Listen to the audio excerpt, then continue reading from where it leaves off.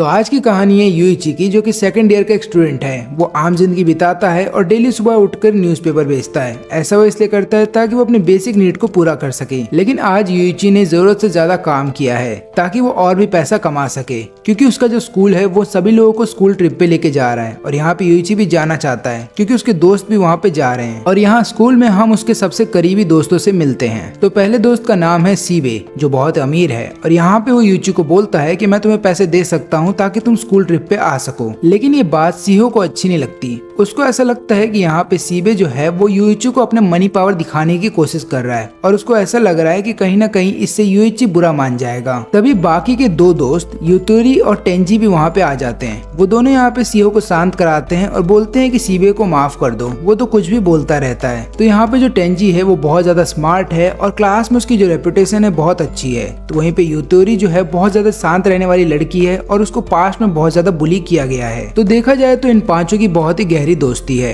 और यहाँ पे यूइची चाहता है कि ये दोस्ती ऐसी ही बनी रहे। लेकिन अगले ही दिन सबको क्लासरूम में पता चलता है कि 2 मिलियन येन जो इन लोगों ने जमा किया था स्कूल ट्रिप के लिए वो चोरी हो गया है। जिसके बाद सीहो क्लास में बोलती है कि जो भी चोर है वो सामने आ जाए और माफी मांग ले, हम उसे माफ कर देंगे। लेकिन ऐसा होता नहीं, क्योंकि जिसने भी चोरी की है वो अपनी आइडेंटिटी खुद से रिवील क्यों करेगा। लेकिन जो सिचुएशन है वो और भी ज्यादा खराब हो जाती है जब सीबे और सीहो दोनों ही स्कूल आना बंद कर देते हैं और काफी दिनों से ये लोग स्कूल नहीं आते हैं। जिसके बाद सभी क्लासमेट्स को ऐसा लग रहा होता है कि इन्हीं दोनों ने चोरी की होगी। फिर एक दिन यूइची को एक लेटर मिलता है उसके घर के बाहर। उस लेटर में लिखा होता है भेजने वाले का नाम और वो होता है सीहो का। उसमें वो लिखती है कि मेरे से स्कूल में आके मिलो। फिर ये भागते हुए उधर पे जाता है। उधर पे ये देखता है कि उसके बाकी के चारों दोस्त भी वहीं पे है और वो सब लोग पूछ रहे होते हैं कि यूइची तुमने हमें यहाँ पे क्यों बुलाया है। लेकिन यहाँ पे फिर सबको पता ये चलता है कि एक्चुअली में किसी ने भी किसी को नहीं बुलाया था। ये तो इनके नाम के लेटर एक दूसरे को दिए गए थे ताकि सब लोग यहाँ पे आ सके। जब तक ये लोग इस चीज का कुछ कर पाते, यहाँ पे यूइची को पीछे से करंट लगता है। जिसके बाद यहाँ पे यूइची बेहोश होने वाला था और वो देखता है कि उसके दोस्तों को कोई किडनैप कर रहा है। अब यूइची जब बेहोश हो जाता है तब वो अपनी माँ को और टीचर को याद कर रहा होता है, जहाँ पे उसके टीचर उसको बता रहे होते हैं कि पैसा इस दुनिया का सबसे इम्पोर्टेंट चीज है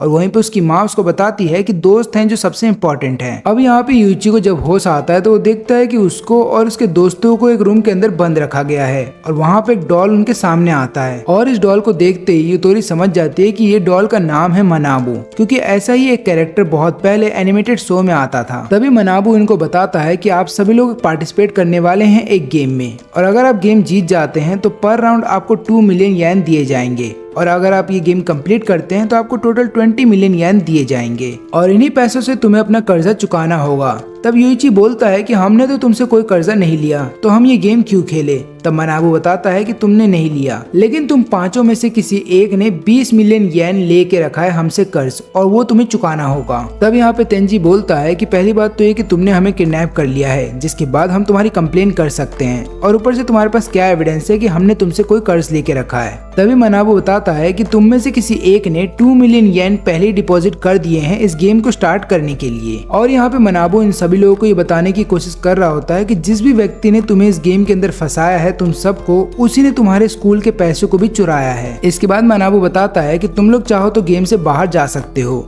लेकिन एक बात याद रखना, तुम लोगों ने जो डिपॉजिट कर रखा है 2 मिलियन येन का वो तुम्हें वापस नहीं मिलेगा और जिस भी व्यक्ति ने हमसे 20 मिलियन येन का कर्जा लेके रखा है उसे अकेले ही उस पैसों को चुकाना होगा। लेकिन अगर तुम सब लोग पार्टिसिपेट करने को तैयार होते हो तो उस पैसों को तुम पांचों में इक्वली डिस्ट्रीब्यूट कर दिया जाएगा, यानी कि हर किसी के हिस्से में 4 मिलियन येन आएंगे और जैसे जैसे तुम गेम को जीतते जाओगे वो पैसे कम हो जाएंगे, लेकिन जब तुम गेम को हारोगे तो वो पैसे डबल हो जाएंगे। मैं तुम लोग को टाइम देता हूँ ताकि तुम लोग बैठ करके डिसाइड कर लो कि तुम्हें क्या करना है। तब यहाँ पे सीहो बताती है कि एक काम करते हैं, हम लोग गेम में पार्टिसिपेट करते हैं, क्योंकि जिस भी व्यक्ति ने पैसा लिया है वो हमारे में से ही कोई एक है और वो हमारा दोस्त है, तो दोस्त होने के नाते हमें उसकी हेल्प करनी चाहिए। अब यहाँ पे सभी लोग सीहो की बात से एग्री कर रहे होते हैं, लेकिन यहाँ पे यूइची सोच रहा होता है कि उसे क्या करना चाहिए। या तो वो यहाँ से जा सकता है गेम को छोड़ करके, क्योंकि उसने कर्जा नहीं लिया, नहीं तो फिर उसे यहाँ पे रुक करके अपने दोस्तों का साथ देना होगा और आखिरी में यूइची फैसला करता है कि वो अपने दोस्तों का साथ देगा और इसके बाद सब लोग इस गेम में पार्टिसिपेट करने को तैयार हैं। उनका पहला गेम स्टार्ट होता है एक रूम के अंदर, जहाँ पे एक टेबल के ऊपर एक बहुत बड़ा कॉइन रखा गया है और हर किसी के नेम के बैजेस भी वहाँ पे रखे गए हैं और इन्हीं बैजेस के ऊपर लगातार इनको शो होता रहेगा कि इनके ऊपर कितना कर्जा है। तो अभी फिलहाल के लिए हर किसी के ऊपर 4 मिलियन येन का कर्जा हो रखा है, लेकिन गेम स्टार्ट हो जाने के बाद ये लोग नहीं दिखा सकते कि इनके ऊपर कितना कर्जा है, और अगर ऐसा किया जाता है तो जो भी व्यक्ति ऐसा करता है उसका अमाउंट डबल कर दिया जाएगा। फिर इसके बाद इन्हें गेम समझाया जाता है। तो इन सभी के सामने एक बहुत बड़ा सा टेबल है जिसके ऊपर एक बहुत बड़ा सा कॉइन है। इस कॉइन के ऊपर इन्हें अपना हाथ रखना है और फिर सभी लोगों से एक एक करके क्वेश्चंस पूछे जाएंगे, जहाँ पे अगर इन सबको ऐसा लगता है कि इस क्वेश्चन का आंसर यस होना चाहिए तो कॉइन ऑटोमेटिकली यस के ऊपर चला जाएगा। लेकिन अगर इनमें से किसी एक को भी ऐसा लगता है कि इस क्वेश्चन का आंसर नो होगा तो कॉइन नो के ऊपर चला जाएगा। और ये जो गेम है ये टेस्ट करेगा कि इनके अंदर कितनी यूनिटी है, और ऊपर से गेम के दौरान इनमें से कोई भी किसी से बात नहीं कर सकता, लेकिन जो क्वेश्चन पढ़ रहा है केवल वही अपना मुंह खोलेगा। और अगर इस रूल को तोड़ा गया तो तुम्हारा जो डेब्ट है उसको फिर से 2 गुना बढ़ा दिया जाएगा। और आखिरी का जो रूल है वो इन लोगों को एक वार्निंग के तौर पे दिया जाता है कि इस गेम के खत्म हो जाने के बाद जिसका सबसे कम स्कोर आएगा उस व्यक्ति के कर्जे में बाकी सबका कर्जा भी जोड़ दिया जाएगा। और गेम स्टार्ट होने से पहले इन लोगों को बताया जाता है कि इस गेम को अगर जीतना है तो अपनी यूनिटी बना के रखना। और इसी के साथ गेम स्टार्ट हो जाता है, जहाँ पे सीबे को बोला जाता है सबसे पहला क्वेश्चन पढ़ने के लिए। सीबे बोलता है कि क्या माउंट फूजी जापान का सबसे बड़ा माउंटेन है। क्वेश्चन बहुत ही सिंपल है और यहाँ पे सबको लगता है कि कॉइन यस की तरफ जाएगा, लेकिन सब लोग इस बात से हैरान हो जाते हैं जब कॉइन नो की तरफ चला जाता है, जिसकी वजह से इन लोगों का जो चांस होता है अपने कर्जे को कम करना वो और भी कम हो जाता है। और इसी दौरान हम देखते हैं कि यहाँ पे सीहो कुछ बोलना चाहती थी, लेकिन यहाँ पे यूची और टेंजी उसे मना करते हैं ऐसा करने से, क्योंकि अगर उसने ऐसा किया तो वो रूल को तोड़ देगी। फिर सेकंड क्वेश्चन पूछा जाता है सीहो के द्वारा, जो कि बहुत ही इजी क्वेश्चन था और हर किसी को लगता है कि इसका आंसर यस होगा,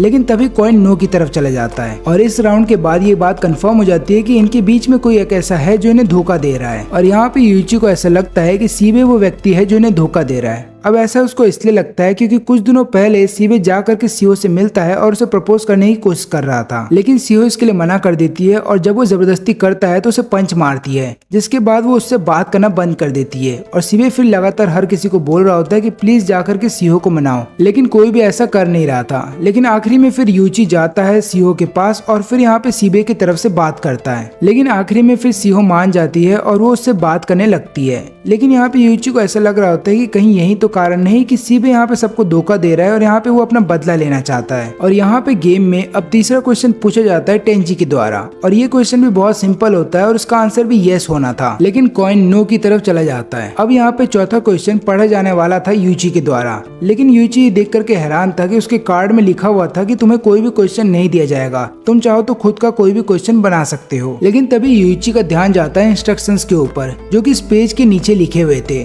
जहाँ पे ये लिखा हुआ था कि जो भी तुम क्वेश्चन पूछोगे अगर उसका आंसर यस निकलता है तो ग्रुप जीत जाएगा, लेकिन अगर सबने आंसर का क्वेश्चन गलत दिया तो तुम्हारा जो कर्जा है वो आधा कर दिया जाएगा। और यहाँ पे यूची समझ जाता है कि उसके जो तीनों दोस्त हैं जिन्होंने स्टार्टिंग के 3 क्वेश्चन पूछे थे उन्हें भी ये बात पता थी, और इसीलिए इतने इजी क्वेश्चंस का भी उन्होंने गलत आंसर दिया ताकि उनका जो कर्जा है वो आधा हो जाए। यहाँ पे यूची भी सोच रहा होता है कि उसे भी यहाँ पे सेल्फिश हो जाना चाहिए और इसको जानबूझ के आंसर को नो की तरफ ले जाना चाहिए ताकि उसका जो कर्ज है वो आधा हो जाए। लेकिन फिर उसको फिक्र होने लगती है यूतोरी की, क्योंकि आखिरी क्वेश्चन यूतोरी के द्वारा पूछा जाएगा और उसको ये बात पता है कि यूतोरी सबसे कमजोर है, और जब यूतोरी क्वेश्चन पूछेगी तो सब लोग जानबूझ के उस क्वेश्चन का सही आंसर देंगे। ऐसा करने से यूतोरी वो राउंड जीत तो जाएगी, लेकिन उसका कर्जा आधा नहीं होगा। और जब ये गेम खत्म हो जाएगा तो यूतोरी का रैंक सबसे कम निकलेगा, क्योंकि यूतोरी के पास 4 मिलियन का कर्जा होगा और वहीं पे सबके पास 2 मिलियन का कर्जा होगा, यानी कि यूतोरी का रैंक सबसे कम होगा और उसके बाद यूतोरी के ऊपर बाकी सबका कर्जा भी डाल दिया जाएगा। लेकिन यहाँ पे यूची फेयर खेलना चाहता था और वो चाहता था कि यहाँ पे यूतोरी की मदद करना, इसलिए वो बहुत ही इजी क्वेश्चन पूछता है ताकि इसका आंसर यस निकले।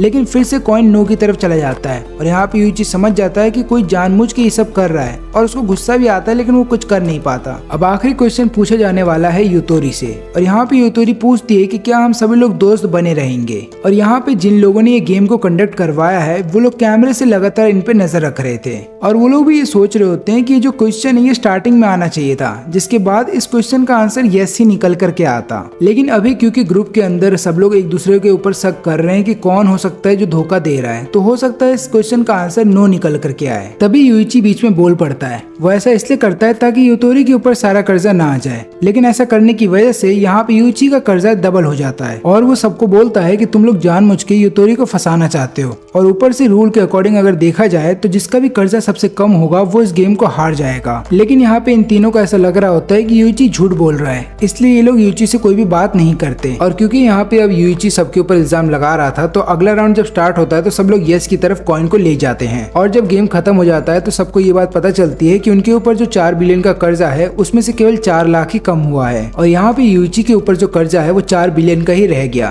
क्योंकि जब यूइची ने सवाल पूछा था तब सबने नो आंसर दिया था, यानी कि उसका जो कर्जा था वो 2 बिलियन का हो गया था। लेकिन जब उसने बोल दिया सबके सामने तो वो फिर से 4 बिलियन का हो गया। और इसके बाद मनाबू वहाँ पे आता है और बोलता है कि अब हमें सेकंड गेम खेलना होगा। लेकिन यहाँ पे यूइची थोड़ी देर के लिए रुकता है, वो सबके क्वेश्चन पेपर को देखना चाहता था ताकि उसे पता चले कि उनके क्वेश्चन में क्या लिखा गया था। लेकिन इसके लिए बहुत देर हो जाती है, क्योंकि हर किसी के पेपर पे जो क्वेश्चन लिखा गया था वो अचानक से गायब हो जाता है। तभी यहाँ पे सीहो भी आ जाती है और वो यूइची के साथ डिस्कस कर रही होती है कि हम में से ट्रेडर कौन हो सकता है। अब यहाँ पे यूइची को ऐसा लग रहा था कि सीहो हो सकती है जो ट्रेडर हो, क्योंकि स्टार्टिंग जब गेम का होने वाला था तब यहाँ पे सीहो ने बोला था कि हमें ये गेम खेलना होगा। और उसने एक बार भी ये नहीं सोचा कि हम में से कौन ऐसा हो सकता है जिसने की स्कूल ट्रिप के 2 मिलियन येन चुराए हैं और ऊपर से इन लोगों से कर्जा लेके रखा है। लेकिन यहाँ पे सबसे अजीब बात ये होती है कि जब सीहो यहाँ पे यूइची के पास आती है तो वो ये बताती है यूइची को कि मैं तुम्हें पसंद करती हूँ। और ऊपर से वो ये भी रिवील करती है कि जब पहले राउंड का क्वेश्चन पूछा गया था तो मैं वहाँ पे बोलने वाली थी, जिसकी वजह से मेरे ऊपर भी पेनल्टी डाल दी गई है और मेरा भी जो डेब्ट है वो बढ़ गया है। और यहाँ पे इन दोनों की बात टेंजी सुन लेता है, लेकिन यहाँ के जो ऑर्गेनाइजर्स होते हैं उन्हें ये बात पता चल जाती है कि यूइची बहुत ज्यादा स्मार्ट है और खासकर जब बात पैसों की आए तो यूइची को कोई नहीं हरा सकता। लेकिन इन लोगों को ऐसा लग रहा होता है कि इतना ज्यादा शार्प माइंडेड भी काफी नहीं होगा यहाँ पे हर गेम जीतने के लिए। और इन 5 दोस्तों में से कोई एक ऐसा है जो इनकी फ्रेंडशिप को तोड़ना चाहता है। अब यहाँ पे जब अगला गेम स्टार्ट होने वाला होता है तो इन्हें बताया जाता है कि इस गेम को कुछ ऑडियंस देखेंगे, वो भी ऊपर से। और ऊपर से इस गेम में तुम्हें अपनी दोस्तों की इंसल्ट करनी है। लेकिन अभी भी इन लोगों को समझ में नहीं आ रहा होता है, तो मनाबू फिर इन्हें आराम से समझाता है। तो देखो, तुम्हें इस रूम के अंदर जाना है बारी बारी से। फिर उसके अंदर जाने के बाद एक कागज के टुकड़े के ऊपर तुम्हें अपनी दोस्त के बारे में कुछ बुरी चीजें लिखनी है और उसको एक बॉक्स के अंदर रख देना है। फिर मैं जाऊंगा उस रूम के अंदर और उस बॉक्स के अंदर से उस कागज के टुकड़े को लेकर के आऊंगा और बाद में जो भी तुमने लिखा है वो मैं सबके सामने पढ़ के सुनाऊंगा। फिर उसके बाद जो ऑडियंस है वो वोट करेगी कि तुम में से किसको कितना ज्यादा आगे बढ़ना चाहिए। और जो भी तुम में से सबसे पहले फिनिश लाइन को पार कर जाएगा उसके ऊपर सारा कर्जा आ जाएगा और बाकी के चारों को एलिमिनेट कर दिया जाएगा। लेकिन अगर तुम में से कोई भी किसी के बारे में कुछ भी नहीं लिखता है और ऑडियंस तुम्हें वोट नहीं देती है तो इसकी वजह से तुम लोग हर बार एक स्टेप आगे बढ़ोगे, यानी कि तुम सब लोग एक साथ मिल करके फिनिशिंग लाइन को पार कर जाओगे और फिर तुम्हें अगला थर्ड गेम खेलना होगा। और आखिरी में मनाबू इन सबको एक वार्निंग देता है कि तुम में से जो भी ट्रेटर है वो ऐसा चाहेगा नहीं कि तुम सब लोग एक साथ फिनिशिंग लाइन को पार करो। यहाँ पे जैसे ही गेम स्टार्ट हो जाता है तो पहले 2 राउंड में कोई भी किसी के बारे में कुछ भी नहीं लिखता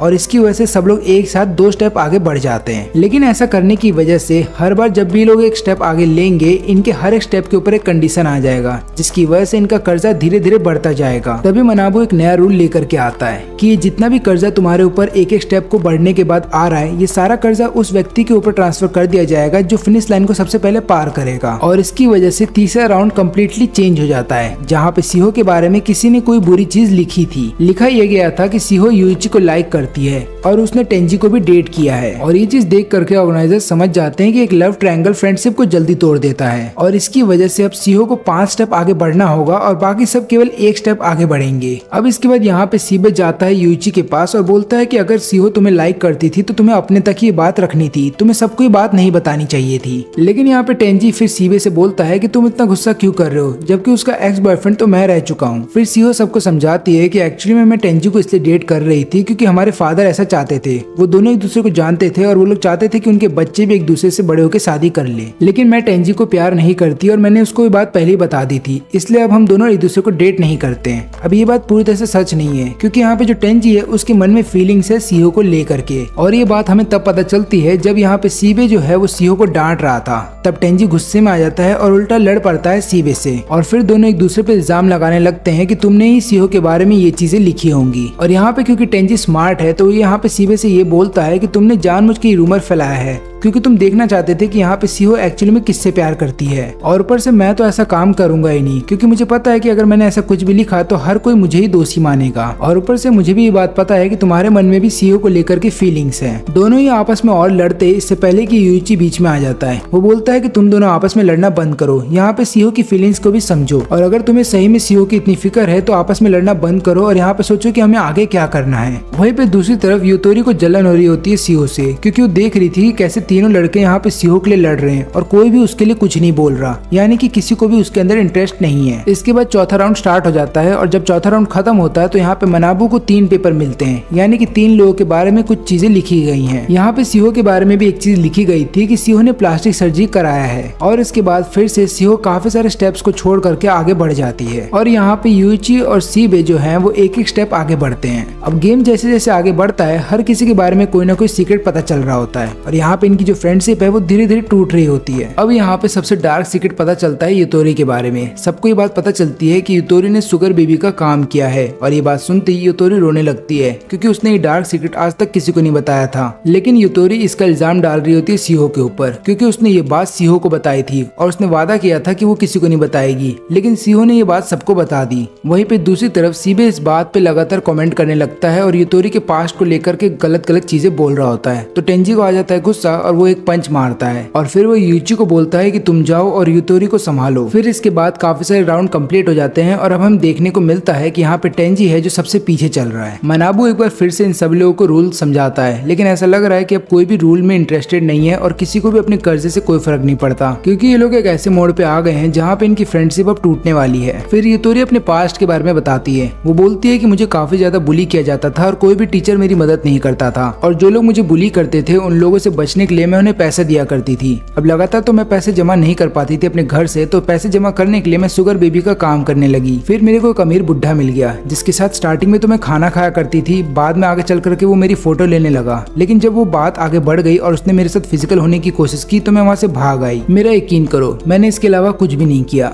लेकिन जो ऑडियंस थे वो लोग यूतोरी की बात पे यकीन नहीं करते, तो यूतोरी लगातार बोल रही होती है यूइची से कि तुम मेरा यकीन करो, क्योंकि यहाँ पे यूतोरी चाहती थी कि यूइची बस उस पे बिलीव करे, बाकी कोई करे या ना करे उसको इससे कोई फर्क नहीं पड़ता। अब यहाँ पे यूइची सोच रहा होता है कि उसे क्या करना चाहिए, क्योंकि अगर उसने यूतोरी का साथ यहाँ पे छोड़ दिया तो वो अकेले पड़ जाएगी। और यहाँ पे जो ऑर्गेनाइजर्स होते हैं वो लोग आपस में बात कर रहे होते हैं कि ह्यूमंस की सबसे घटिया चीज यही होती है, उनका खुद का अगर डार्क सीक्रेट किसी को नहीं पता चला है तो उनको ऐसा लगता है कि वो लोग सबसे ज्यादा प्योर हैं, और वो लोग ऐसे लोगों को डांट सकते हैं जिनका सीक्रेट सबको पता चल गया है। फिर इसके बाद यूइची यूतोरी से बोलता है कि मैं तुम्हारे पास्ट को एक्सेप्ट करता हूँ और मैं वादा करता हूँ कि मैं तुम्हारा साथ नहीं छोड़ूंगा। इसके बाद यूइची यहाँ पे यूतोरी के कान में कुछ बोलता है, लेकिन वो किसी को सुनाई नहीं देता और उसको बोलता है कि मुझ पर ट्रस्ट करो। लेकिन यहाँ पे जो ऑर्गेनाइजर्स हैं उनको ये लगता है कि अगर यहाँ पे यूइची यूतोरी को माफ कर दे रहा है तो इसका मतलब यूइची का भी एक पास्ट है जो उसने किसी को नहीं बताया। लेकिन यहाँ पे जो यूतोरी है वो लगातार यूइची से बोलती है कि मुझे कहीं दूर लेके चलो, मुझे सीहो के पास नहीं रहना। अब यहाँ पे सीहो बताती है कि मुझे उसकी स्टोरी के बारे में इसलिए पता है क्योंकि मैंने यूतोरी की मदद की थी जब काफी सारे लोग उसको एक जगह घेर के खड़े थे और मैंने उसको वहां से बचाया था, और तब उसने मुझे अपने पास्ट के बारे में बताया था, लेकिन मैंने उसको वादा किया था कि मैं उसके पास्ट के बारे में किसी को नहीं बताऊंगी। अब यहाँ पे ऑर्गेनाइजर्स समझ जाते हैं कि जो ट्रेटर इनके बीच में रह रहा है उसको पैसे से कोई मतलब नहीं। इसका मतलब ये है कि वो चाहता था कि सब लोग अलग अलग हो जाएं और वैसा ही हो रहा है। अब हमें एक फ्लैशबैक दिखाया जाता है जहाँ पे जो कल्प्रेट है वो इन्हीं का दोस्त है।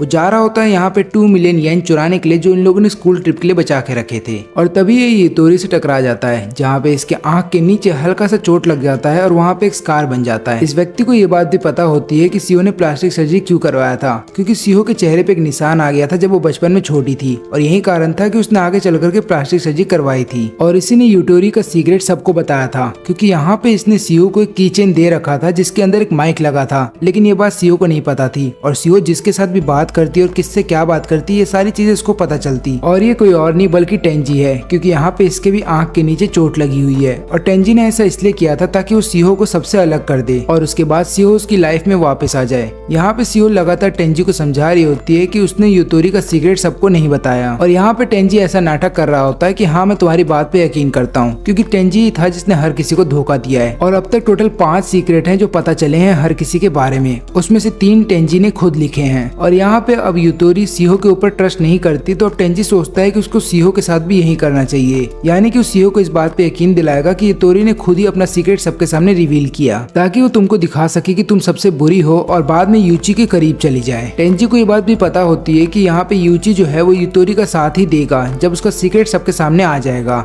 तब वो ये मौका देख करके सीहो के और भी करीब जाने की कोशिश करेगा। तभी मानाबू बोलता है कि हमें गेम को कंटिन्यू करना चाहिए और यहाँ पे यूची फिर टेंजी से बोलता है कि तुम जाओ इस बार पहले। टेंजी को ये बात पता होती है कि वो सबसे आखिरी में है और अगर वो लगातार आखिरी में रहेगा तो हर किसी को उसी पे शक होगा, तो वो अपने ही बारे में कुछ डार्क सीक्रेट्स यहाँ पे लिख देता है नोट के ऊपर, ताकि किसी को भी उस पे शक ना हो। जब टेंजी वापस आता है तो वो देखता है कि यहाँ पे यूची ने थप्पड़ मार दिया है सीहो को, क्योंकि यहाँ पे सीहो लगातार यूची से बोल रही होती है कि युतोरी ने अपना ही सीक्रेट यहाँ पे खुद रिवील किया है ताकि वो तुम्हें अपना बना सके। टेंजी को ऐसा लग रहा होता है कि अब उसका प्लान बहुत ही आराम से काम कर जाएगा, क्योंकि अब दोनों लड़कियों का एक दूसरे पे ट्रस्ट हट चुका है। और यहाँ पे सीहो लगातार यूची से बोल रही होती है कि जब लड़की को कोई लड़का पसंद आ जाता है तो उसको पाने के लिए वो काफी सारे गंदे काम भी कर सकती है। अब यहाँ पे सीहो जस्टिफाई करती है अपनी प्लास्टिक सर्जरी को और बताती है कि मैंने ऐसा क्यों किया था, लेकिन ये सब जान लेने के बावजूद भी यूची उसका साथ नहीं देता। वो युतोरी के साथ ही खड़ा होता है और उसका साथ निभा रहा होता है और यहाँ पे सीहो को ऐसा लगता है कि अब उसके साथ कोई भी नहीं है। तब ये मौका देख करके टेंजी समझ जाता है कि अब दोनों लड़कियां एक दूसरे पे ट्रस्ट नहीं करती और ऊपर से अब यहाँ पे यूची भी जो है वो सीहो पे ट्रस्ट नहीं करता। इसी बात का फायदा उठा करके टेंजी जाता है सीहो के पास और बोलता है कि मैं तुम्हारे साथ हूँ, और यहाँ पे सीहो को भी अच्छा लगता है कि कम से कम टेंजी है जो उसके साथ है। फिर इसके बाद बाकी चार भी उस रूम के अंदर जा करके वापस आ जाते हैं, लेकिन इस बार केवल 2 ही पर्चे थे जिनके अंदर किसी के बारे में लिखा गया था।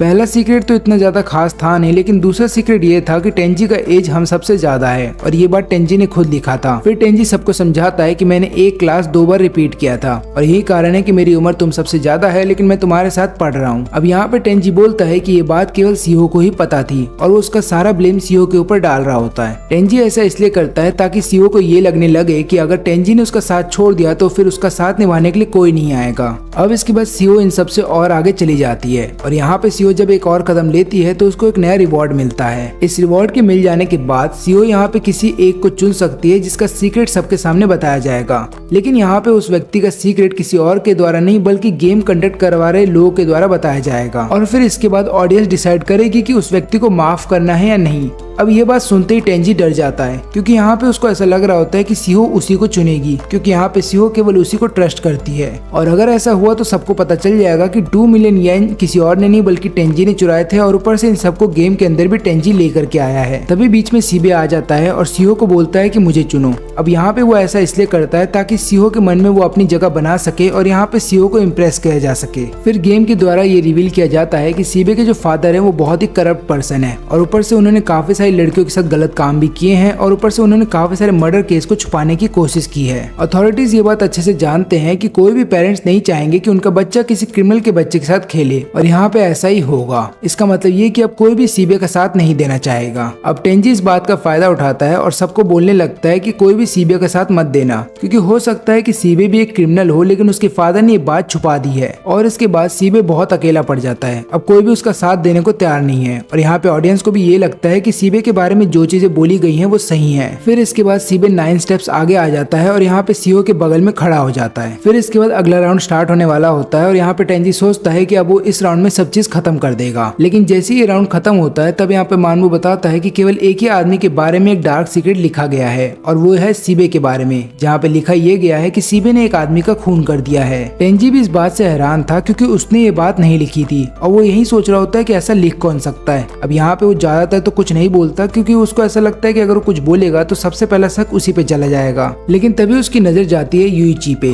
और वो समझ जाता है कि ये काम किसी और का नहीं बल्कि यूइची का है। अब यहाँ पे सीबे लगातार समझाने की कोशिश कर रहा होता है कि उसने किसी का खून नहीं किया और उसके बारे में ये जो चीज लिखी गई है ये झूठ है। यहाँ पे टेंजी को भी ये बात पता होती है कि सीबे जैसा एक लड़का किसी का खून नहीं कर सकता और यूइची ने जानबूझ के उसके बारे में ये झूठ लिखा है। फिर सीबे यहाँ पे जाता है मानबू के पास और उसको बोलता है कि ये झूठ लिखा गया है, इसलिए तुम्हें उसको पनिश करना होगा जिसने मेरे बारे में झूठ लिखा है। यहाँ पे मानबू बताता है कि मैं ऐसा कर तो सकता हूँ, लेकिन रूल्स के मुताबिक अगर देखा जाए तो तुम्हें सबसे पहले साबित करना होगा कि तुमने किसी का खून नहीं किया है। सीबे बोलता है कि एक काम करो, मेरा क्रिमिनल रिकॉर्ड चेक कर लो, लेकिन मानबू बताता है कि ऐसा नहीं हो सकता क्योंकि हो सकता है तुम्हारे फादर ने तुम्हारा क्रिमिनल रिकॉर्ड साफ कर दिया हो। अब यहाँ पे मानबू बोलता है ऑडियंस को कि आप लोग क्या सोचते हैं, और यहाँ पे क्योंकि ऑडियंस को यही लगता है कि सीबे ने सही में खून किया होगा तो यहाँ पे सीबे का पॉइंट्स बढ़ जाता है। फिर यूइची जाता है सीबे के पास और बोलता है कि मुझे तुम पे ट्रस्ट है, और फिर वो ये भी रिवील करता है कि जो हम में से ट्रेटर है वही सबके सीक्रेट चुपके से लिख रहा है, और गेम के स्टार्टिंग से ही वो हम लोगों से झूठ बोलता आ रहा है। लेकिन अभी यूइची उसके बारे में नहीं बता सकता क्योंकि उसको भी पूरी तरह से नहीं पता कि उनमें से ट्रेटर कौन है। यहाँ पे टेंजी थोड़ी देर के लिए घबरा जाता है, लेकिन उसको ऐसा लगता है कि यूइची ऐसे ही बोल रहा है, मतलब उसको भी पूरी तरह से कंफर्म नहीं है कि ट्रेटर कौन है। फिर यहाँ पे यूइची रिवील करता है कि अगर हम एक साथ लगातार आगे बढ़ते रहते तो इससे हमारा जो कर्ज है वो बढ़ जाता, तब यहाँ पे फायदा केवल गेम के अथॉरिटीज का होता, लेकिन जो ऑडियंस इस गेम को देख रही है उनका कोई फायदा नहीं होता। और ऊपर से हमने अभी देखा कि किस तरीके से सीईओ को एक रिवॉर्ड दिया गया था अगले स्टेप पे, तो उसी तरीके से हम एक साथ अगर आगे बढ़ते रहते तो हमें भी काफी सारे रिवॉर्ड दिए जाते। इसका एक ही मतलब है कि जब हम फिनिशिंग लाइन को पार कर जाते वो भी एक साथ, तब हमारा कर्जा जो है वो एक जैसा ही रहता, ना तो ज्यादा बढ़ता और ना ही ज्यादा घट जाता। लेकिन इन सभी लोगों को ये बात समझने में बहुत देर हो गई है। तभी यूइची एक प्लान के साथ आता है। वो बोलता है कि सीबे अब क्योंकि सबसे आगे चल रहा है तो हम अपने बारे में कोई ना कोई डार्क सीक्रेट पेपर के ऊपर लिखेंगे ताकि हम सब लोग भी सीबे तक पहुंच जाएं, और कोई भी इस रूल को नहीं तोड़ेगा, यानी कि कोई भी सीबे के बारे में कोई भी बुरी चीज नहीं लिखेगा बल्कि अपने बारे में ही लिखेगा। और किसी ने अगर अपने बारे में ना लिख करके सीबे के बारे में लिखा तो हम समझ जाएंगे कि ट्रेडर कौन है। लेकिन टेंजी इससे डिसएग्री कर देता है और बोलता है कि मैं इसको नहीं करने वाला, अगर तुम्हें पता है कि ट्रेडर कौन है तो उसका नाम अभी बता दो। अब यहाँ पे टेंजी जानबूझ के यूची से लगातार सवाल पूछ रहा होता है क्योंकि उसको पता है कि यूची को असली में ट्रेडर कौन है ये नहीं पता, और ऐसा करने से वो यूची के ऊपर प्रेशर बनाएगा जिसके बाद यूची घबरा जाएगा। लेकिन यहाँ पे यूची कुछ भी नहीं बताता, और जब अगला राउंड स्टार्ट होता है तो उसका रिजल्ट बहुत ही हैरान करने वाला था क्योंकि इस बार 10 चिट्ठियां निकलती हैं जिसमें कि हर किसी के बारे में कुछ न कुछ लिखा हुआ था, और इसकी वजह से यूची का जो प्लान होता है वो फेल हो जाता है। तब यहाँ पे टेंजी उसको बोलता है कि अब तुम्हें बताना ही पड़ेगा कि ट्रेडर कौन है। लेकिन यहाँ पे यूची शांत रहता है और बोलता है कि मुझे नहीं पता कि ट्रेडर कौन है, मैंने तो ये कहानी ऐसी ही बनाई थी और मुझे लगा था मेरा प्लान सक्सेसफुल हो जाएगा, लेकिन ऐसा हुआ नहीं। और यहाँ पे अब टेंजी पूरे कॉन्फिडेंस में आ जाता है कि उसका प्लान अब एग्जीक्यूट कर जाएगा और वो सीईओ को सबसे अलग कर देगा, और ये गेम तब तक चलता रहता है जब तक कि सीईओ आखिरी स्टेप तक ना पहुंच जाए। और अब सीईओ क्योंकि आखिरी स्टेप पे पहुंच गई थी तो एक और स्टेप उसको लेना है और उसके बाद वो थर्ड गेम में पहुंच जाएगी। इसका मतलब ये है कि अब सीईओ चाहे कुछ भी कर ले वो पीछे नहीं हट पाएगी। लेकिन तभी गेम के अथॉरिटीज को ये बात पता चलती है कि यूची स्टार्टिंग से इस गेम को मैनिपुलेट कर रहा था और किसी को पता भी नहीं चला। यहाँ पे यूची चाहता था कि हर कोई एक साथ मिल करके काम करे ताकि ट्रेडर का पता लगाया जा सके। और यहाँ पे यूची बोलता है कि अगले राउंड के लिए हम सब लोग एक एक पर्चा लेंगे और उसके अंदर लिखेंगे कि मैं वही व्यक्ति हूँ जो इन सबको गेम के अंदर ले करके आया हूँ। ऐसा लिखने से होगा यूँ कि अगर हमने झूठ लिखा है तो गेम वाले हमें पनिश करेंगे और हम सब लोग थर्ड राउंड में चले जाएंगे, लेकिन हम में से जो ट्रेटर है उसको पनिशमेंट नहीं दी जाएगी और वो यहीं पे रुका रहेगा। और यहाँ पे सबसे पहले टेंजी को भेजा जाता है लिखने के लिए क्योंकि सीईओ सबसे ज्यादा ट्रस्ट उसी को कर रही है। अब यहाँ पे टेंजी घबरा जाता है लेकिन उसको समझ में नहीं आता कि उसे क्या करना चाहिए। फिर वो सोचता है कि उसे वही करना चाहिए जो अभी यूची बोल रहा है, और बाद में जब वो पकड़ा जाएगा तो वो बहाना मार देगा कि उसने ऐसा क्यों किया था। लेकिन जब रिजल्ट आता है तो हर कोई हैरान रहता है क्योंकि यहाँ पे केवल टेंजी था जिसने कि अपने पेपर पे कुछ लिखा था, बाकी सबने अपना पेपर ब्लैंक छोड़ दिया। फिर इसके बाद टेंजी रोते हुए बहाना मार रहा होता है कि उसने ये सब क्यों किया, लेकिन यहाँ पे यूची बोलता है कि ये बहाने बाद में मारना, पहले ये बताओ कि तुमने क्या क्या किया है। अब यहाँ पे होता यूँ है कि यूची को स्टार्टिंग से ही शक था टेंजी के ऊपर, और गेम स्टार्ट होने से पहले उसने ये देखा कि कौन कौन ट्रस्ट के लायक है, इसलिए उसने बताया कि वो सीईओ के साथ स्टार्टिंग से ही मिलकर के काम कर रहा था। और यहाँ पे जब वो रूम के अंदर गया तो उसने 2 पर्चे निकाले थे और अथॉरिटीज को उसने ये दिखाने की कोशिश की कि उसने पर्चे के ऊपर कुछ लिखा है, लेकिन एक्चुअली उसने पर्चा ब्लैंक छोड़ दिया था और सेकंड पर्चे पे उसने कुछ लिखा था जो उसने सीईओ को दे दिया। और यहाँ पे सीईओ ने बिल्कुल वैसा ही किया जैसा उस पर्चे के अंदर लिखा हुआ था। इसकी वजह से हुआ यूँ कि यहाँ पे यूची समझ गया कि सीईओ ट्रस्ट के लायक है। अब जब बात यूतोरी की आती है तो यहाँ पे यूतोरी को भी उसने एक पर्चा दिया था और उसके अंदर लिखा हुआ था कि सीईओ के साथ लगातार फाइट करते रहो, ऐसा करने से ट्रेडर को ये लगेगा कि जैसा वो चाहता था वैसा ही हो रहा है। और मैंने यहाँ पे सीबे के साथ भी बिल्कुल वैसा ही किया, जिससे कि मैं समझ गया कि ये तीनों भरोसे के लायक हैं। लेकिन जब बात तुम पे आती है तो मुझे डाउट था क्योंकि स्टार्टिंग से मैं देख रहा हूँ कि तुम पहले की तरह बिहेव नहीं कर रहे हो, क्योंकि जिस टेंजी को मैं जानता था वो हमेशा शांत रहता था और किसी के बीच में झगड़ा नहीं करवाता था, लेकिन जब से गेम स्टार्ट हुआ है तब से तुम एक दूसरे के बीच में झगड़ा करवा रहे हो। लेकिन यहाँ पे यूइची को ये बात पता थी कि एक आदमी के बारे में एक से ज्यादा सीक्रेट लिखे जा सकते हैं, इसलिए यहाँ पे यूइची ने उन तीनों के टैग्स अपने पास रख लिए थे, यानी कि नेम टैग। अब ऐसा करने से उन तीनों के पास कोई चारा नहीं था, बल्कि यूइची की बात माननी पड़ती। और यहाँ पे अथॉरिटीज भी समझ जाते हैं कि यूइची बहुत ज्यादा स्मार्ट है, उसको पता है कि इंसानों की साइकोलॉजी के साथ कैसे खेलना है, और उसने इन तीनों को ऐसा मैनिपुलेट किया कि वो तीनों वही करेंगे जो यूइची यहाँ पे करवाना चाहता है। यूइची टेंजी को ये भी बताता है कि मुझे तुम पे और भी ज्यादा शक तब हुआ जब तुमने सीबे के ऊपर इल्जाम लगाया कि सीबे ने ही जरूर किसी न किसी के बारे में कोई ना कोई बुरी चीज लिखी होगी, क्योंकि हम सब लोग जानते हैं कि सालों से हमने सीबे को अपने बारे में या फिर किसी और के सीक्रेट नहीं बताया है, क्योंकि ये जो सीबे है वो किसी के भी सीक्रेट को जल्दी किसी और को बता देता है और वो बहुत बड़ा गॉसिप क्वीन है। और ये बात तुम जानते थे, लेकिन उसके बावजूद भी तुमने इल्जाम लगाया तो सीबे के ऊपर। यहाँ पे टेंजी अब अपनी हार मान लेता है, वो सबसे माफी भी मांगता है, लेकिन अब कोई भी उसको माफ करने के लिए तैयार नहीं है। फिर यहाँ पे यूइची मानबू के कान में कुछ बोलता है और उसको बताता है कि मैंने गेम के अंदर एक झूठ बोला था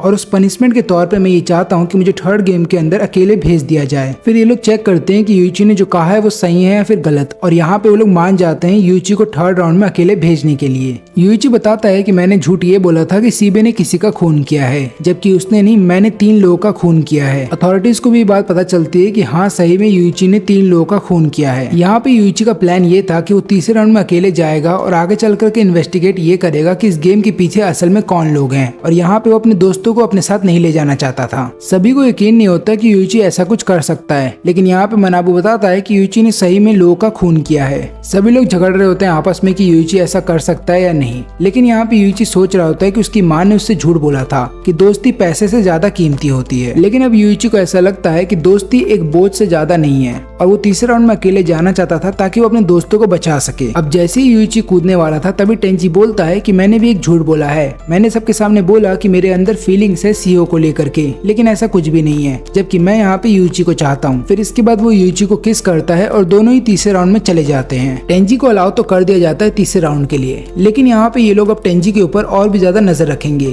क्योंकि इन्हें पता ये चलता है कि टेंजी ये गेम एक बार नहीं बल्कि दूसरी बार खेल रहा है। फिर हमें कई साल पहले का सीन दिखाया जाता है जहाँ पे यूइची की माँ उसको बता रही होती है कि इस दुनिया में सबसे इम्पोर्टेंट तुम्हारे फ्रेंड्स हैं, ना कि पैसे। फिर यूइची अपना सिर हिला करके माँ को बताने की कोशिश कर रहा होता है कि हाँ मैं समझ चुका हूँ, लेकिन जब वो हॉस्पिटल से बाहर आता है और अपने टीचर से मिलता है तो वो बताता है कि इस दुनिया में सबसे इम्पोर्टेंट केवल पैसे हैं। तभी यूइची की आंख खुलती है और वो अपने आप को टेंजी को एक गुफा में पाता है। वो टेंजी से पूछता है कि क्या तुम्हें पता है कि हम कहाँ पे हैं, लेकिन यहाँ पे टेंजी बोलता है कि मुझे भी नहीं पता। तभी मानबू की आवाज सुनाई देती है और यहाँ पे मानबू बोलता है कि अगले गेम से पहले तुम्हें 3 दिन तक यहीं पे रुकना होगा। अब इन लोगों के लिए सर्वाइव करने के लिए केवल इनके पास पानी है। यहाँ पे टेंजी यूइची को बताता है कि मैंने जो तुम्हें किस किया वो जरूरी था, और मैं तुम्हारे साथ यहाँ पे जानबूझ के आया हूँ ताकि मैं तुम्हें अकेले में समझा सकूं कि मैंने तुम्हें धोखा क्यों दिया और ऊपर मैंने ये सब क्यों किया था। फिर टेंजी बताता है कि इस गेम के अंदर मेरा दूसरी बार है जब मैंने फ्रेंडशिप का ये गेम खेला है। लेकिन आगे कुछ भी बताने से पहले यहाँ पे टेंजी यूइची को बोलता है कि अपने नेम टैग को हाथ से ढक लो, क्योंकि उनके अंदर माइक्रोफोन लगे हुए हैं। फिर यहाँ पे टेंजी बताता है कि ये सब चीज का कारण है सीहो, क्योंकि सीहो की वजह से मैंने वो चीजें खो दी जो मेरे लिए इम्पोर्टेंट थी। तो मिडिल स्कूल में टेंजी के 2 बहुत ही करीब दोस्त हुआ करते थे और वो लोग हमेशा टेंजी के साथ रहते थे।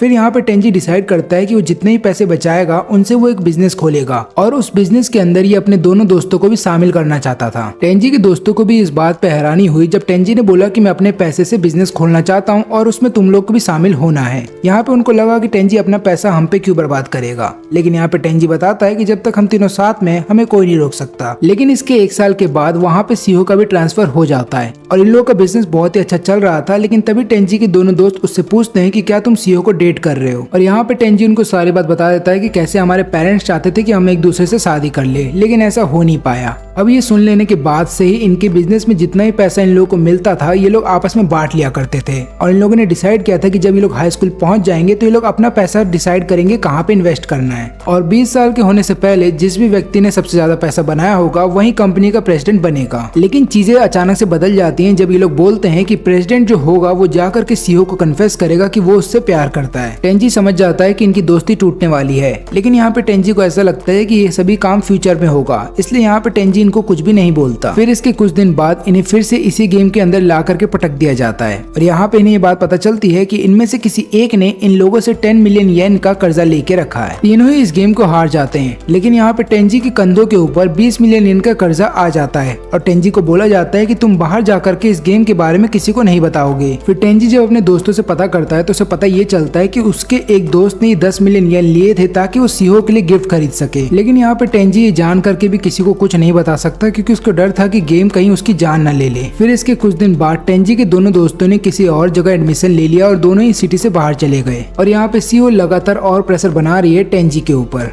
आखिरी में टेंजी अपने फादर को सारी बात बता देता है क्योंकि यहाँ पे उसकी लाइफ में केवल एक ही पर्सन इम्पोर्टेंट है और वो उसके फादर हैं। टेंजी के फादर उसकी सारी बात सुनते हैं और उसको बोलते हैं कि तुम चिंता मत करो, तुम थोड़ी देर रिलैक्स करो, अब बाकी का काम मैं देख लूंगा। लेकिन उसी दिन टेंजी को एक खबर पता चलती है कि उसकी फादर की डेथ हो गई है और यहाँ पे पुलिस वाले ये बता रहे होते हैं कि टेंजी के फादर ने सुसाइड किया है। लेकिन यहाँ पे टेंजी को पता है कि उसके फादर ऐसा कुछ भी नहीं कर सकते और घर से जाने से पहले टेंजी के फादर ने बोला था कि मैं सीहो की फैमिली से मिलने जा रहा हूँ। और यहाँ पे टेंजी को ऐसा लग रहा होता है कि उसकी लाइफ में उसके दोस्तों का चले जाना, उसके फादर की डेथ हो जाना, ये सभी चीजें कनेक्टेड है सीहो से और तभी से सीहो के ऊपर लगातार टेंजी ने नजर बना के रखी थी। लेकिन यहाँ पे टेंजी को कुछ भी नहीं मिलता। लेकिन सबसे अजीब बात ये थी कि जब टेंजी लगातार सीहो के बारे में पता लगा रहा था तब उसके घर पे एक लेटर आता है। उसमें लिखा ये गया था कि सीहो के पास से रिलेटेड चीजें को ढूंढना बंद करो, नहीं तो तुम भी गायब हो जाओगे अपने फादर की तरह। और यही वो कारण है जिसकी वजह से मैं तुम सबको इस फ्रेंडशिप गेम के अंदर लेकर के आया था ताकि मैं तुम्हें सीहो की असलियत दिखा सकूं। लेकिन यहाँ पे यूइची की वजह से टेंजी का प्लान फेल हो जाता है। लेकिन अभी भी टेंजी को ऐसा लगता है कि सीहो कुछ तो ऐसा छुपा रही है जो उसको पता है। अब इनके ऊपर जो कर्जा है वो टोटल 10.8 मिलियन का है। लेकिन यहाँ पे यूइची बोलता है कि जितनी इन्फॉर्मेशन मैंने गैदर की है उसके अकॉर्डिंग हमारे ऊपर टोटल 18.8 मिलियन येन का कर्जा होना चाहिए।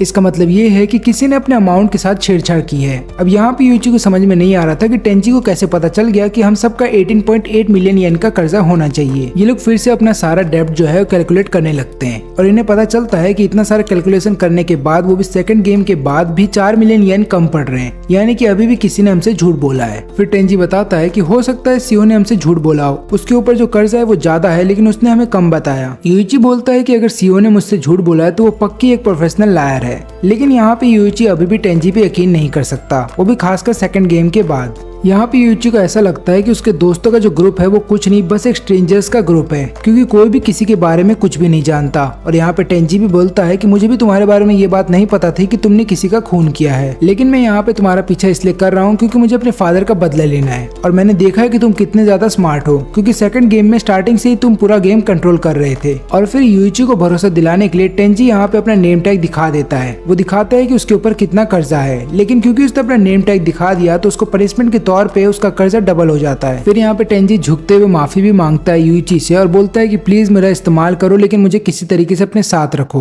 यूइची बोलता है कि ठीक है मैं तुम्हारा साथ तो दूंगा लेकिन मुझे ये सोचने के लिए अभी समय चाहिए। फिर एक और आधा दिन जब बीत जाता है तब यूइची पूछता है टेंजी से कि तुम सीबे और यूतोरी के बारे में क्या सोचते हो। टेंजी बोलता है कि मैं उनके बारे में नहीं सोचता क्योंकि वो मेरे कुछ लगते ही नहीं। तब यहाँ पे यूइची बोलता है कि पर वो तो तुम्हारे दोस्त थे ना और तुम उनको यहाँ पे लेकर के आए थे, तो एक काम करना, जब तुम इस गेम से बाहर चले जाओ तो उन लोगों से माफी मांगना। हो सकता है वो लोग तुम्हें माफ भी ना करे, लेकिन चाहे कुछ भी हो जाए अपने सच्चे दिल से उनसे माफी मांगना। और यहाँ पे टेंजी बोलता है कि ठीक है मैं उनसे माफी मांगने के लिए तैयार हूँ। और इसके बाद यूइची बोलता है कि ठीक है अगर तुम जैसा मैं बोलता हूँ वैसा करोगे तो मैं भी वादा करता हूँ कि मैं तुम्हारा इस गेम में साथ दूंगा। फिर इसके 3 दिन के बाद दोनों को रिहा कर दिया जाता है। अब गुफा से निकलने के बाद इन दोनों को एक जंगल में छोड़ दिया जाता है और वहीं पे मनाबू आता है और वो बोलता है कि अगला जो गेम होने वाला है वो हाइड एंड सीक का होगा, लेकिन इस कॉम्पिटिशन में तुम्हारी जो अपोनेंट की टीम होगी वो 5 लोगों की होगी। लेकिन यहाँ पे टेंजी को समझ में नहीं आ रहा था कि उनके सामने कोई और अपोनेंट कैसे आ गए, क्योंकि ये गेम तो फ्रेंडशिप का है ना, तो उनके सामने उनके खुद के दोस्त होने चाहिए। फिर यहाँ पे मनाबू समझाता है कि ट्रू फ्रेंडशिप तभी एग्जिस्ट करती है जब तुम्हारे सामने कोई अपोनेंट है। एग्जाम्पल के तौर पे जैसे कि तुम्हारा कोई दोस्त है लेकिन वो तुम्हें धोखा दे रहा है और तुम सामने वाली अपोनेंट की टीम को देखते हो कि वो लोग 5 जन है लेकिन एक साथ मिलकर रह रहे हैं, तब तुम्हारे मन में जलन होगी और आगे चल करके तुम अपने दोस्त पे कभी ट्रस्ट नहीं करोगे। और इस गेम का मेन मकसद भी यही है। इस गेम के अंदर ये देखा जाएगा कि तुम अपने दोस्त पे कितना ज्यादा ट्रस्ट करते हो, चाहे कुछ भी हो जाए तुम्हें अपना ट्रस्ट नहीं खोना है। तो गेम बहुत ही सिंपल है, तुम दोनों टीम में से कोई भी एक प्लेयर जा करके छुप जाएगा और उसको ढूंढने की जिम्मेदारी अपोनेंट की टीम की होगी। और यहाँ पे उस टीम के पास डिसएडवांटेज होगा जिसके पास कम प्लेयर्स हैं, लेकिन जिस टीम के पास ज्यादा प्लेयर्स हैं उनके पास एडवांटेज रहेगा। मनाबू एक और नया रूल इंट्रोड्यूस करता है जहाँ पे बोलता है कि कोई भी टीम का प्लेयर चाहे तो अपने अपोनेंट की टीम के साथ जा करके जुड़ सकता है और यहाँ पे जो भी प्लेयर दूसरी टीम में जा करके शामिल होगा उसका जितना भी कर्ज आए वो भी खत्म हो जाएगा। लेकिन यहाँ पे यूची की टीम के लिए ऐसा करना नामुमकिन है, क्योंकि यहाँ पे अगर यूची की टीम में से कोई भी ऐसा करता है तो यूची हार जाएगा। फिर यहाँ पे मनाबू यूची को एक ऑप्शन देता है कि एक और टीम है जिसमें से एक ही प्लेयर बचा है, तुम चाहो तो उस प्लेयर को अपने पास रख सकते हो। फिर यहाँ पे यूची पूछता है कि क्या वो एक लड़की है, तो मनाबू बताता है कि हाँ वो एक लड़की है, और यूची बोलता है कि ठीक है, उसको हम अपनी टीम में शामिल करने के लिए तैयार है। टेंजी इसके लिए मना भी करता है और बोलता है कि हो सकता है वो लड़की हमें धोखा दे दे। लेकिन यहाँ पे यूची बोलता है कि हम इस गेम को बिना किसी और प्लेयर के जीत नहीं सकते। तुम ही सोचो, हमारी टीम में केवल 2 प्लेयर हैं और इस तरीके से हम गेम को नहीं जीत पाएंगे। तभी मारिया उनके सामने आती है, जिसको एक्सेप्ट कर लिया जाता है यूची के द्वारा। अब देखा जाए तो मारिया जो है वो गेम अथॉरिटी की ही एक प्लेयर है, उसको जानबूझ के यूची की टीम में भेजा गया है ताकि वो लोग यूची के ऊपर नजर रख पाए। फिर यहाँ पे टेंजी बोलता है कि ठीक है, मैं जाकर के छुपूंगा, तब तक तुम बाहर रहना। ऐसा टेंजी इसलिए करता है क्योंकि यहाँ पे उसको पता है कि अगर यूची बाहर रहेगा तो वो मारिया के ऊपर नजर रख पाएगा, कहीं मारिया जाकर के दूसरी टीम में शामिल ना हो जाए। इसके बाद मानबू दोनों ही टीम को 2 घंटे का टाइम देता है, और जब तक ये लोग छुपने जा रहे थे तब यहाँ पे टेंजी एक बार फिर से रूल समझाता है।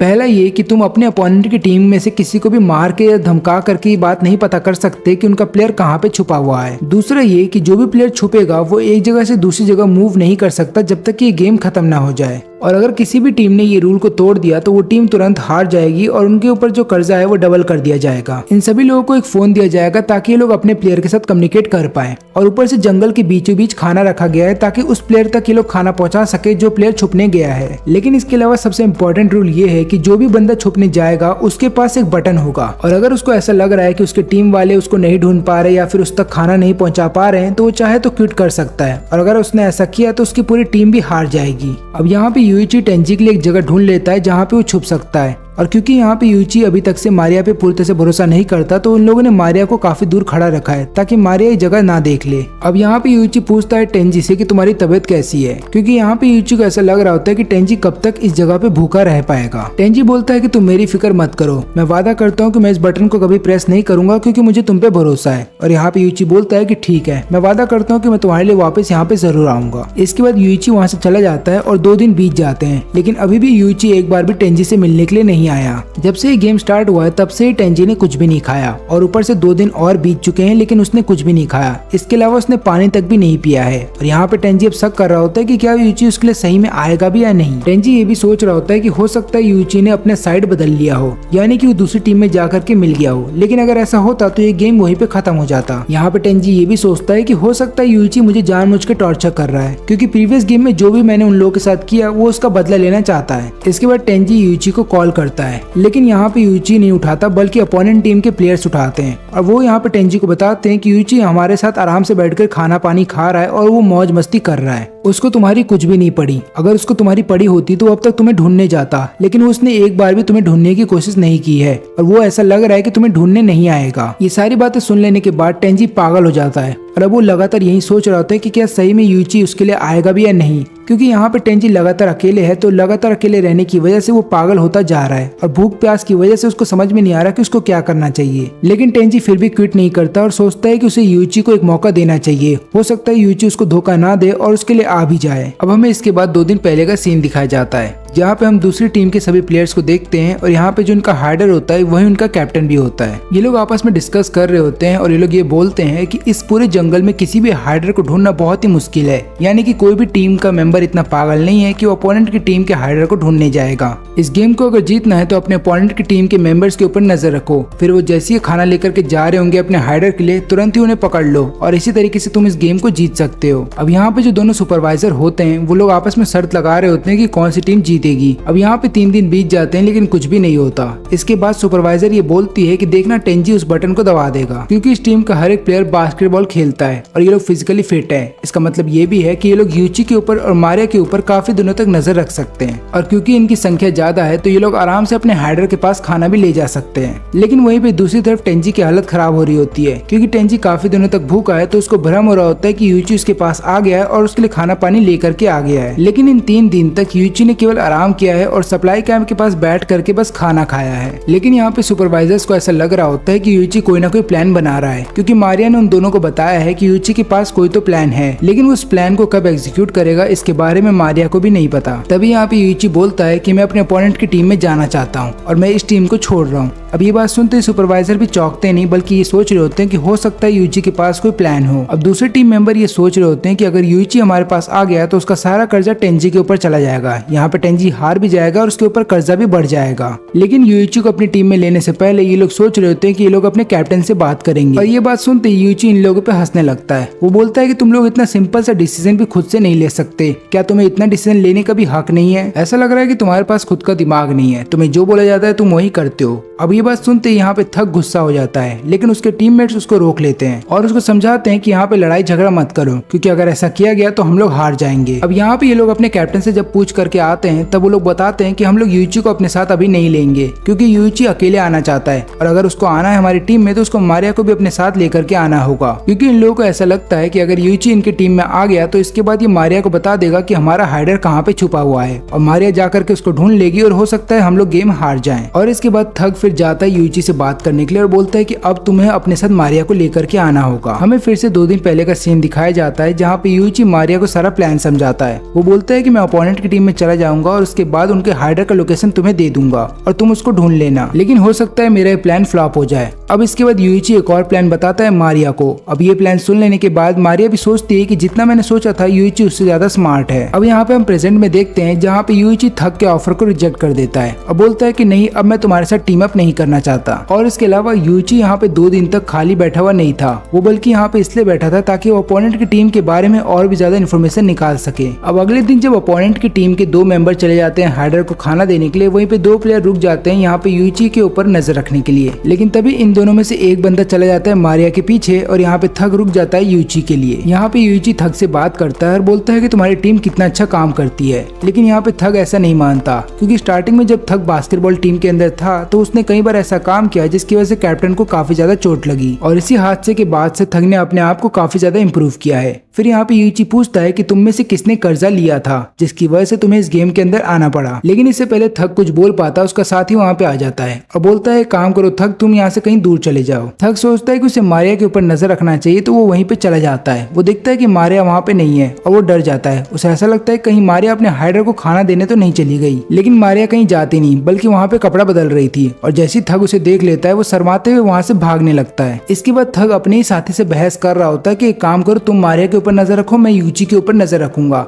अब जब दोनों आपस में बात कर रहे थे तभी यूइची यहाँ पे मारिया को सिग्नल देता है कि भागो तुरंत वहाँ से। यहाँ पे यूइची और मारिया दोनों ही अलग अलग जगह पे भाग रहे होते हैं ताकि थग और उसका साथी अलग अलग भागे, लेकिन तभी चारों एक जगह जाकर के मिल जाते हैं। अब यहाँ पे फिर यूइची मारिया को लेकर के भाग रहा होता है, लेकिन तभी रास्ते में ही यूइची धक्का दे देता है मारिया को और उसको नीचे गिरा देता है। अब यहाँ पे मारिया भी ये चीज देख करके हैरान थी, क्योंकि उसको ये बात नहीं पता थी कि यूइची उसको फेंकने वाला है। अब यहाँ पे टेंजी की हालत और भी ज्यादा खराब हो जाती है मेंटली और फिजिकली। वो लगातार अपने हाथ में बटन रखता है लेकिन उसको दबाता नहीं और फिर खुद से वादा करता है कि मैंने काफी लोगों को धोखा दिया है लेकिन इस बार मैं किसी को धोखा नहीं दूंगा। और अब टेंजी को जब लग रहा होता है कि शायद वो मर जाएगा, लेकिन तभी वहाँ पे यूइची आ जाता है और तुरंत ही उसको पानी पिलाता है, जिसके बाद यहाँ पे टेंजी की हालत थोड़ी सुधर जाती है और लगातार वो खाना खाने लगता है। फिर टेंजी पूछता है कि तुम इतने दिनों तक क्यों नहीं आए थे। अब यहाँ पे यूइची बताता है कि एक्चुअली मेरे पास एक प्लान था, लेकिन वो प्लान मैंने तुम्हें स्टार्टिंग में इसलिए नहीं बताया था क्योंकि मुझे देखना था कि तुम मुझ पे कितना ज्यादा ट्रस्ट करते हो। लेकिन यहाँ पे टेंजी ने एक बार भी बटन नहीं दबाया तो यहाँ पे यूइची समझ जाता है कि वो ट्रस्ट कर सकता है टेंजी को। यहाँ पे टेंजी भी ये बात समझ जाता है कि जब यूइची यहाँ पे उसको खाना देने के लिए आ सकता है तो उसका मतलब यूइची के पास कोई तो ऐसा प्लान है जिसकी मदद से वो लोग ये गेम जीत सकते हैं। अब यहाँ पे हम देखते हैं मारिया को, जिसको बचा लिया जाता है इन दोनों प्लेयर के द्वारा। लेकिन यहाँ पे मारिया को भी बिल्कुल अंदाजा नहीं था कि यूइची कुछ ऐसा करने वाला है, वो उसी को नीचे फेंक देगा। और यहाँ पे जब मारिया गिरने वाली थी तब थग उसको बचा लेता है, लेकिन थग उसको अकेला नहीं पकड़ सकता था और ऊपर नहीं ला सकता था, इसलिए वो अपने टीममेट को बोलता है कि यूइची को छोड़ो और इसको बचाने की सोचो। टेंजी को भी यहाँ पे यूइची का सारा प्लान पता चल जाता है, लेकिन वो पूछता है कि अगर तुम्हारा आइडिया काम नहीं करता तो तुम क्या करते।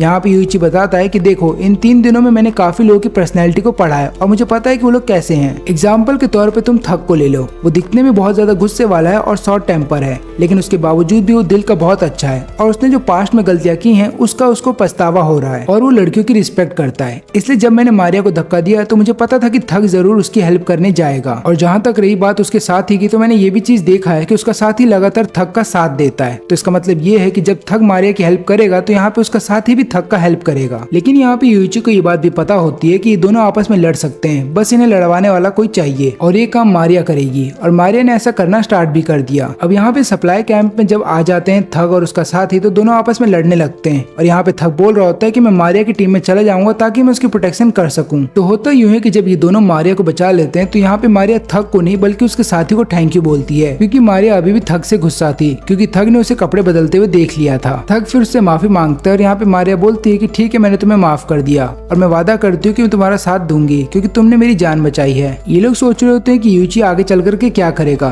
तब यहाँ पे मारिया लगातार यूची को डिफेंड कर रही होती है और थक सोच रहा होता है कि ऐसा मारिया क्यों कर रही है। इसके बाद जब ये लोग वहाँ से जाने की कोशिश कर रहे होते हैं तो मारिया ढंग से चल नहीं पा रही थी। तो थक बोलता है काम करो, तुम मेरी पीठ पे चढ़ जाओ। अब ये लोग जब सप्लाई कैंप में वापस जा रहे होते हैं तब यहाँ पे मारिया थक से बोलती है कि तुम्हारा शुक्र है जो तुमने मेरी जान बचाई, काश मैं तुम्हारी टीम को ज्वाइन कर पाती। बाकी के दो मेंबर भी जब अपने हाइडर को खाना देकर के आ जाते हैं तो वो लोग बोलते हैं कि इसमें थक की कोई गलती नहीं है, बल्कि हमें यूइची के ऊपर लगातार नजर रखनी चाहिए। यहाँ पे यूइची भी अपने हाइडर को खाना देकर के आ जाता है और उसके बाद मारिया को जोर से पकड़ लेता है और बोलता है कि मेरे बगल में आकर के बैठो। इस नजारे से थक को आ जाता है गुस्सा और वो बोलता है कि तुम्हें मारिया को जाने देना चाहिए, जो भी तुमने उसके साथ किया है। यूइची बोलता है कि मारिया मेरी टीम में है तो मैं जो भी चाहूँ उसके साथ कर सकता हूँ। अब गुस्से में यहाँ पे थक जाता है मारने के लिए यूइची को, लेकिन मारिया उसको ऐसा करने से रोक देती है। वो बोलती है कि यूइची ऐसा ही चाहता है। इसके बाद यूइची मारिया को उसके बालों से पकड़ता है और ऐसा दिखाने की कोशिश कर रहा होता है कि वो उसको पीटने वाला है। तब अपोनेंट की टीम के मेंबर चले जाते हैं मनाबू के पास और उसको बोलते हैं कि यूइची को ऐसा करने से रोको। लेकिन यहाँ पे मनाबू बोलता है कि मैं ऐसा कुछ नहीं करने वाला हूँ, क्योंकि रूल्स के अकॉर्डिंग तुम अपोनेंट की टीम के मेंबर को पीट नहीं सकते हो, लेकिन खुद की टीम के मेंबर के साथ तुम्हें जो करना है तुम कर सकते हो।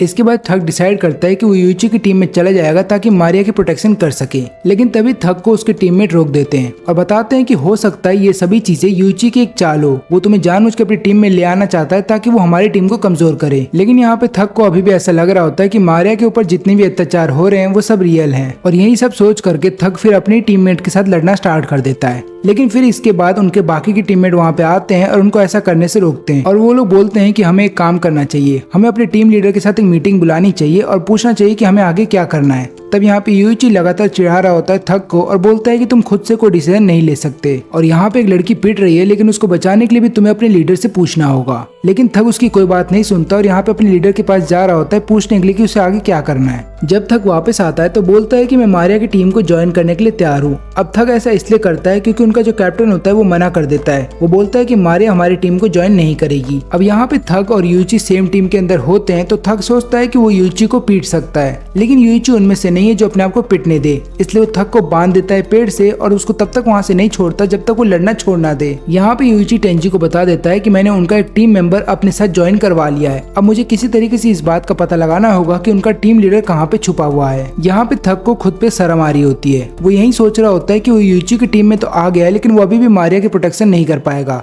तब मारिया उसके पास आती है और बोलती है कि मेरी छोड़ो, पहले अपनी सोचो, क्योंकि अगर तुमने नहीं बताया कि तुम्हारा टीम लीडर कहाँ पे है तो यूइची तुम्हारी बुरी हालत कर देगा। यहाँ पे थकेस बताता है कि भले ही वो मुझे कितना भी पीटे लेकिन मुझे कोई फर्क नहीं पड़ता, क्योंकि मुझे भी नहीं पता कि हमारा टीम लीडर कहाँ पे छुपा है। अब यहाँ पे यूइची उसके सामने आता है और बोलता है कि तुम क्या बोल रहे हो, तुम तो गए थे ना अपने साथी के साथ अपने टीम लीडर से मिलने के लिए। तब यहाँ पे थक बताता है कि एक्चुअली में जो मेरा साथी है उसने केवल फोन पे कॉल किया था टीम लीडर को और उसने फिर मेरे को बताया कि उन्होंने क्या बोला है। और यहाँ पे फिर यूइची समझ जाता है कि इनके साथ जो ये लड़का है जिसके बाल लाल हैं वही इनका टीम लीडर है। न केवल टीम लीडर बल्कि इस पूरी टीम का मास्टरमाइंड भी यही है और जितने ही फैसले आज तक इन टीम ने लिए हैं वो सब इसी के द्वारा लिए गए हैं। यूइची सोचता है कि अच्छा वो मुझे पहले ही पता चल गया, अगर मुझे बाद में पता चलता तो मेरा प्लान फ्लॉप हो जाता। तभी यूइची को किसी का कॉल आता है जो कि अपोनेंट का ट्रू लीडर होता है। वो बोलता है यूइची को कि अच्छा वो तुमने थक को अपनी टीम में ले लिया, वो एक टाइम बॉम्ब की तरह है और बहुत जल्द तुम्हें पता चल जाएगा कि हम उसे टाइम बॉम्ब क्यों बोलते हैं। अब यहाँ पे सुपरवाइजर बताते हैं कि जो लाल बालों वाला लड़का है वो बहुत ज्यादा स्मार्ट है और वो घर पे रह करके बोर हो रहा था, इसलिए उसने इस गेम को ज्वाइन किया था। इसका हाइट बहुत ही छोटा है लेकिन इसका दिमाग सबसे बड़ा है और इसने पहले तो ब्लैकमेल किया कैप्टन को और फिर आगे चल करके उसकी जगह ले ली। यहाँ पे चेहरा तो कैप्टन का है लेकिन सारे फैसले ये खुद लिया करता था। यहाँ पे यूची समझ जाता है कि थक को टाइम बम क्यों बोला जाता है, क्योंकि थक को लगातार गुस्सा आता रहता है और कहीं गलती से अगर उसने अपोनेंट की टीम के किसी भी प्लेयर को पीट दिया तो यहाँ पे यूची हार जाएगा। इसका मतलब ये भी है कि यूची को लगातार यहाँ पे थक के ऊपर नजर रखनी होगी, लेकिन अगर यूची ऐसा करता है तो वो ये चीज नहीं देख पाएगा कि उसके अपोनेंट क्या कर रहे हैं। ऊपर से अपोनेंट की टीम के 2 मेंबर भी वहाँ पे आ जाते हैं और वो लोग लगातार यूची और यहाँ पे मारिया के ऊपर नजर रख रहे होते हैं। फिर मारिया जब 2 मिनट के लिए कहीं पे जा रही होती है तब लीडर उनके पीछे आ जाता है। अभी लीडर बोलता है कि मुझे पता है कि तुम गेम की तरफ से आई हो, यानी कि मैनेजमेंट की टीम की तरफ से हो। मारिया उससे पूछती है कि तुम्हें कैसे पता चल गया। लीडर बताता है कि जब यूची और टेंजी यहाँ पे आए थे तो उन्हें 3 दिन तक भूखा रखा गया था और उनके चेहरे पे ये नजर भी आ रहा था, लेकिन जब तुम्हें इंट्रोड्यूस किया गया था तो तुम्हारे चेहरे पे ऐसा कुछ भी नहीं था, जिसको देखने के बाद मैं समझ गया कि तुम मैनेजमेंट की तरफ से हो। मैं तुमसे बस इतना चाहता हूँ कि तुम यूची को धोखा दे दो और हमारी टीम में आ जाओ, लेकिन मारिया इसके लिए मना कर देती है। तब लीडर बोलता है कि क्या तुम नहीं देखना चाहते कि किस तरीके से यूची का हर एक प्लान फेल हो जाए और बाद में वो खुद पे रोए कि उसका सारा प्लान फेल हो गया। मारिया बोलती है कि हाँ मैं देखना तो चाहती हूँ, इसलिए मारिया यहाँ पे चली जाती है यूची के पास और बोलती है कि मुझे टेंजी का लोकेशन चाहिए। यहाँ पे यूजी उसको लोकेशन दे देता है। इसके बाद मारिया जाती है और लीडर को और उसकी पूरी टीम को सच्चाई बता देती है कि टेंजी कहाँ पे है। इसके बाद टेंजी को ढूंढ लिया जाता है और फिर मनाबू बोलता है कि ये गेम खत्म हो गया है और वो सबको एक जगह पे बुलाता है। इसके बाद मनाबू बताता है कि इस गेम को किसी और ने नहीं बल्कि यूची की टीम ने जीता है। अब ये बात सुनते ही यहाँ पे लीडर चौंक जाता है। वो पूछता है कि ऐसा कैसे हो सकता है। तो होता यूं है कि जब हर कोई टेंजी को ढूंढने के लिए चला जाता है तब यहाँ पे थग और यूची अकेले होते हैं और यहाँ पे फिर वो कॉल करता है इनके कैप्टन को और बोलता है कि मैं थग को तब तक पीटता रहूंगा जब तक कि तुम क्विट ना कर दो। यूची ऐसा करना तो नहीं चाहता था, लेकिन उसे करना पड़ता है और वो यहाँ पे लगातार थग को पीट रहा होता है। लेकिन यहाँ पे थग अपने कैप्टन से बोलता है कि चाहे कुछ भी हो जाए उस बटन को मत दबाना। यूची बोलता है कि मुझे पता है कि तुम दोनों एक ही बास्केटबॉल टीम में हुआ करते थे और गलती से एक शॉट के दौरान तुम्हें इंजरी हो गई थी और उस इंजरी का मेन कारण थग था, इसलिए आज मैं थग को वैसा ही दर्द देने वाला हूँ, यानी कि मैं उसकी एक एक करके हड्डी तोड़ता रहूंगा जब तक कि तुम उस बटन को ना दबा दो। और ऊपर से मुझे ये बात भी पता है कि तुम ही वो हो जिसने की पैसा लेके रखा था इन गेम वालों से और तुम्हारी वजह से आज तुम्हारी पूरी टीम इस गेम के अंदर है। अब इसके बाद थग की हड्डी टूटने की आवाज आ रही होती है, जिसके बाद कैप्टन समझ जाता है कि यूची जो बोल रहा है वो सच है और यहाँ पे रो रहा होता है ये सोच करके कि थग को कितना तकलीफ हो रहा होगा, इसलिए ना चाहते हुए भी यहाँ पे कैप्टन बटन दबा देता है। फिर इसके बाद कैप्टन सबसे माफी मांगता है कि मैंने क्विट कर दिया, उसके लिए मुझे माफ कर देना और ऊपर से मुझे इन गेम वालों से पैसा इसलिए लेना पड़ा क्योंकि मेरी फैमिली का बिजनेस डूब गया था और मुझे टूर्नामेंट में पार्टिसिपेट भी करना था। ये लोग यहाँ पे गेम तो हार जाते हैं, लेकिन कैप्टन को अभी भी गुस्सा होता है यूची पे और वो लगातार उसको पीट रहा होता है। तब थग आकर के उसको रोकता है और बोलता है कि रुक जाओ, उसने मेरा एक भी हड्डी नहीं तोड़ा है, बल्कि उसने खुद की उंगली को तोड़ लिया ताकि तुम्हें यकीन आ जाए कि वो मेरे को तकलीफ दे रहा है, जिसके बाद तुमने वो बटन दबा दिया और हम गेम को हार गए। ये लोग गेम को तो हार जाते हैं, लेकिन यहाँ पे इन लोगों को प्राउड होता है कि इनके कैप्टन ने थग को कुछ भी नहीं होने दिया, क्योंकि अगर ये गेम जीतने के लिए ये लोग थग को पिटने देते तो ये लोग कभी भी कैप्टन की रिस्पेक्ट नहीं करते। यहाँ पे यूची बताता है कि मुझे भी पता है कि मारिया जो है वो गेम की तरफ से, यानी कि उनके मैनेजमेंट की टीम की तरफ से, और यही कारण था कि मैंने मारिया को धक्का दे दिया था, क्योंकि मुझे पता था कि उसको कोई ना कोई तो बचाने के लिए आ ही जाएगा। फिर यहाँ पे टेंजी जब यूची को लेकर के जा रहा था तब वो यही सोच रहा होता है कि यहाँ पे यूची ने भले ही काफी सारी डर्टी ट्रिक का इस्तेमाल किया है, लेकिन उसने अपोनेंट की टीम की दोस्ती नहीं तोड़ी और ऊपर से भले ही उसने थग की एक भी उंगली को नहीं तोड़ा और यहाँ पे कैप्टन को मजबूर कर दिया बटन दबाने के लिए। लेकिन अगर कैप्टन थोड़ा सा टाइम और लेता बटन को दबाने के लिए तो हो सकता था यहाँ पे थग सही में टॉर्चर होता। इसके बाद चौथे राउंड में थोड़ा टाइम होता है तो मनाबू बोलता है कि अभी के लिए हम तुम्हें बाहर जाने दे रहे हैं, लेकिन तुम्हें इस गेम के बारे में किसी को नहीं बताना है और अगर तुमने ऐसा किया तो तुम्हें इसका परिणाम झेलना होगा। अब इसके बाद यूची और टेंजी डिसाइड करते हैं कि वो लोग सीओ को ढूंढेंगे। वो लोग जब अपने क्लास में वापस आते हैं तो वहाँ पे केवल यूटोरी होती है। वो बोलती है कि मुझे तुम दोनों को देख के अच्छा लगा, अच्छा हो तुम लोग बहुत ही जल्द उस गेम से वापस आ गए हो। ये लोग पूछते हैं कि सीओ कहाँ पे है, तो यहाँ पे यूटोरी बताती है कि सीओ पता नहीं कहाँ चली गई है और काफी दिनों से स्कूल नहीं आ रही है। यूची को ऐसा लगता है कि मुझे उसकी सच्चाई पता चल गई है, इसलिए वो यहाँ से भाग गई। तो होता यूँ है कि जब सेकंड गेम के बाद ये तीनों वापस से क्लास के अंदर आते हैं तो क्लास का हर एक व्यक्ति यहाँ पे सीओ के ऊपर इल्जाम लगाता है। वो बोलता है कि तुम ही हो जिसने हमारे पैसे चुराए हैं, क्योंकि हमने कहा था कि हम बैंक में ट्रांसफर कर देंगे, लेकिन तुमने कहा कि नहीं, कैश में तुम्हें पैसे चाहिए और तुम वो पैसे अपने पास रखोगी। इसके बाद यहाँ पे सीबे जो है वो बताना चाहता था सबको सच्चाई कि एक्चुअली में पैसे टेंजी ने चुराए हैं, लेकिन अगर वो ऐसा करता है तो गेम के रूल को तोड़ देगा। इसलिए यहाँ पे सीबे जो है सामने आता है और बोलता है कि चिंता मत करो, मैं तुम सबके पैसे कल लौटा दूंगा। और इसके कुछ दिन बाद हम देखते हैं कि सीबे के फादर को अरेस्ट कर लिया जाता है, क्योंकि यहाँ पे हर किसी को पता चल गया था कि सीबे के फादर ने क्या क्या क्या गलत काम किए हैं और इसी वजह से उन्हें अरेस्ट कर लिया जाता है। लेकिन यहाँ पे यूची समझ जाता है कि एक्चुअली में सीबे ने जाकर के अपने फादर को सारी सच्चाई बताई होगी और बोला होगा कि उसको 2 मिलियन येन किस लिए चाहिए और यही कारण है कि उसके फादर को अरेस्ट कर लिया गया। अगले दिन सीबे सबसे माफी भी मांगता है कि मैं तुम्हारे पैसे नहीं लौटा पाऊंगा, लेकिन यहाँ पे सब लोग उसको बुली करने लगते हैं। यहाँ पे सीओ के साथ भी यही हो रहा था, इसलिए दोनों ही स्कूल से बाहर चले जाते हैं और उस दिन के बाद से दोनों स्कूल आना बंद कर देते हैं। ये लोग जब सीबे के घर जाते हैं उससे मिलने के लिए तो इन्हें पता ये चलता है कि सीबे के फादर की डेथ हो गई है और यहाँ पे उसके मर्डर का इल्जाम किसी और पे नहीं बल्कि सीबे के ऊपर लगा दिया गया है। सीबे जब यहाँ पे टेंजी और यूची को देखता है तो वो समझाने की कोशिश कर रहा होता है कि मैंने खून नहीं किया। यहाँ पे टेंजी उसकी मदद के लिए आगे बढ़ रहा होता है, लेकिन यूची उसको ऐसा करने से रोक देता है। यूची यहाँ पे ऐसा इसलिए करता है क्योंकि उसको डर था कि कहीं टेंजी जोश में आकर के गेम के बारे में सबको बता ना दे। अब यहाँ पे टेंजी देखता है कि सीओ के फादर यहाँ पे लेकर के जा रहे हैं सीबे को और यहाँ पे टेंजी बताता है कि जब मेरे फादर की डेथ हुई थी तब वहाँ पे सीओ के फादर थे।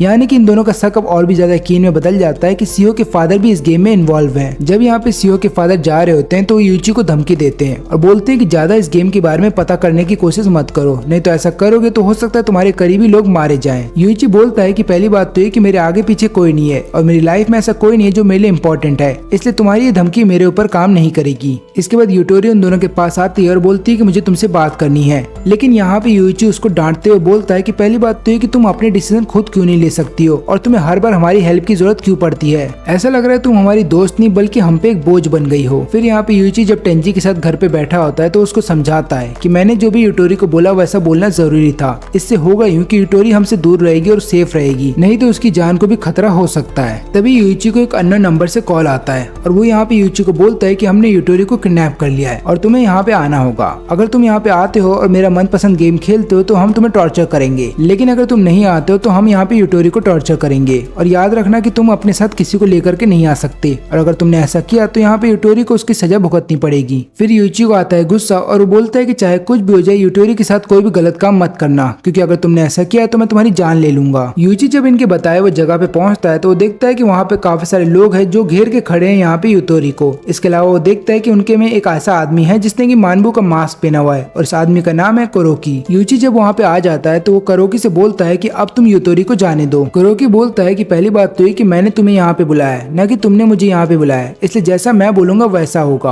और ऊपर से मुझे तुम्हारे काफी सारे सीक्रेट्स पता है जो मैं सबको अगर बता दूं तो सोचो तुम्हारा इमेज क्या रहेगा। यहाँ पे यूची नहीं चाहता था कि उसकी सीक्रेट के बारे में सबको पता चल जाए, इसलिए वो बोलता है कुरोकी से कि ठीक है मैं तुम्हारा गेम खेलने के लिए तैयार हूँ। कुरोकी फिर गेम समझाता है। वो बोलता है कि इस गेम में टोटल 3 राउंड होंगे जहाँ पे हर राउंड में तुम्हें फिजिकली टॉर्चर किया जाएगा, लेकिन यहाँ पे यूटोरी चाहे तो उस पनिशमेंट को खुद के ऊपर ले सकती है। लेकिन यहाँ पे यूटोरी को जब टॉर्चर किया जाएगा तो उसमें दर्द कम होगा, लेकिन जब यूटोरी को टॉर्चर किया जाएगा तो तब तुम बीच में नहीं बोल सकते। अगर तुमने ऐसा किया तो तुम दोनों को ही टॉर्चर किया जाएगा। तो देखा जाए तो यहाँ पे यूटोरी के ऊपर सारा फैसला है कि वो खुद को चुनती है टॉर्चर के लिए या फिर यूची को। तो पहला राउंड स्टार्ट होता है जहाँ पे एक बहुत ही हट्टा कट्टा आदमी उन्हें पंच मारेगा। अगर यूटोरी खुद को चुनती है इस टॉर्चर के लिए तो उसे केवल एक ही पंच मारा जाएगा, लेकिन अगर वो यूची को चुनती है तो यूची को टोटल 3 पंच मारे जाएंगे। लेकिन अगर यूटोरी यहाँ पे कुछ भी नहीं बोलती तो लास्ट में यूची को ही टॉर्चर किया जाएगा। अब यहाँ पे जब यूटोरी से पूछा जाता है कि तुम किसको चाहती हो टॉर्चर करना, खुद को या फिर यूची को, लेकिन यहाँ पे यूटोरी कोई जवाब नहीं दे रही थी। फिर यहाँ पे यूची उसको सिग्नल करता है बॉडी के जरिए कि मैं इस टॉर्चर को झेल लूंगा। यहाँ पे कुरोकी बोलता है कि भले ही तुमने बात नहीं की लेकिन तुमने अपनी बॉडी का इस्तेमाल किया, इसलिए अब टॉर्चर तुम्हें झेलना होगा। इसके बाद यूची को लगातार 3 पंच मारे जाते हैं, लेकिन यहाँ पे यूची सोचता है कि ये पंच बहुत ही हल्के थे क्योंकि कैप्टन ने जो पंच मुझे मारा था वो अलग ही लेवल का था। इसके बाद यूटोरी बोलती है कि चिंता मत करो, सेकंड वाला टॉर्चर मैं अपने ऊपर झेल लूंगी। तभी कुरोकी जो है यूटोरी का हाथ टेबल के ऊपर रखता है और बोलता है कि इस वाले टॉर्चर के अंदर तुम्हारे नेल्स को उखाड़ा जाएगा।